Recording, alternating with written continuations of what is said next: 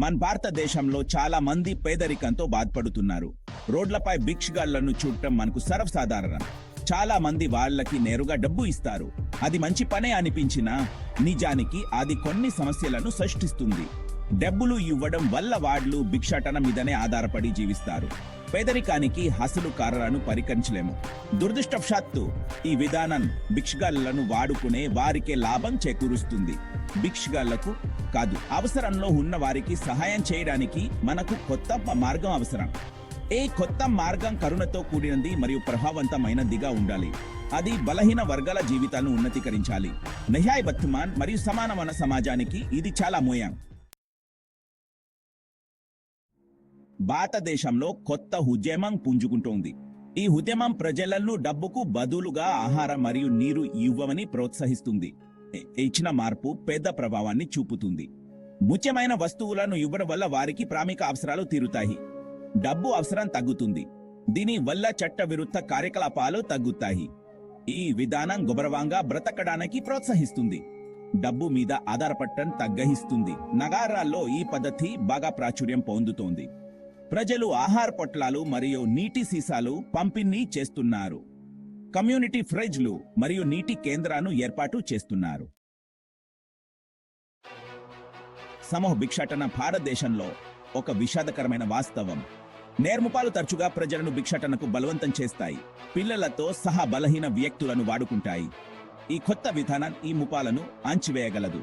భిక్షాటన ద్వారా వచ్చే లాభాలను తగ్గించడం ద్వారా దోపిడీని నిరుత్సాహపరుస్తుంది. ఈ నేర్ముపాలను అణచివేయడానికి అధికారులను ప్రోత్సహిస్తుంది. ఈ మార్పు ప్రజలు అనుమానాస్పద కార్యకలాపాలను నివేదించడానికి కూడా ప్రోత్సహిస్తుంది. బలవంతపు భిక్షాటనలో చిక్కుకున్న విజక్తులను రక్షించడానికి మరియు పిల్లలను వారి కుటుంబాలతో తిరిగి కలపడానికి ఇది సహాయపడుతుంది. 4వ విభాగం బలహీన పిల్లలను రక్షించడం. విచారకరంగా పిల్లలు తరచుగా భిక్షాటన ముమాల బారిన పడుతున్నారు. వీధుల్లో భిక్షాటన చేయవలసి వస్తుంది. వేద్య మరియు సాధారణ బాల్యాన్ని కోల్పోతున్నారు. నగదు ఇవ్వడాన్ని నిరుత్సాహపరచడం ద్వారా మనం పిల్లలను రక్షించవచ్చు. ప్రజలు డబ్బు ఇవ్వడం మానేస్తే భిక్షాటన కోసం పిల్లలను ఉపయోగించడం లాభసాటి కాదు. దీంతో వారిని గుర్తించి రక్షించడం సులభం అవుతుంది. వారికి పునరావాసం మరియు మద్దతు అందించాలి. దీనిలో విద్య, వైద్య సంరక్షణ మరియు కౌన్సెలింగ్ ఉన్నాయి. ఇది పిల్లలకు ఉజ్వల భవిష్యత్తును అందిస్తుంది. కథ విభాగం స్ఫూర్తినిచ్చే దేశం, స్థానిక మార్పు నుండి జాతీయ స్థాయి ప్రభావం వరకు. ఈ ఉద్యమం చిన్న స్థానిక కార్యక్రమాలతో ప్రారంభమైంది. ఇప్పుడు ఇది జాతీయ దృష్టిని ఆకర్షిస్తోంది. ప్రజలు తమ కథలను సోషల్ మీడియాలో పంచుకుంటున్నారు. సెలబ్రిటీలు మరియు ప్రముఖులు అవగాహన పెంచుతున్నారు. ప్రభుత్వం కూడా దీని గురించి ఆలోచించడం ప్రారంభించింది.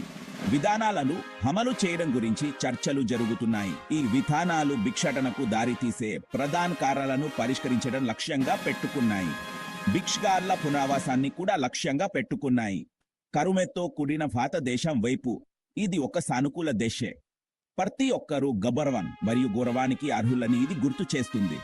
కలిసి పనిచేయడం ద్వారా ప్రతి ఒక్కరికి అభివృద్ధి చెందడానికి అవకాశం ఉన్న సమాజాన్ని మనం సృష్టించలేం.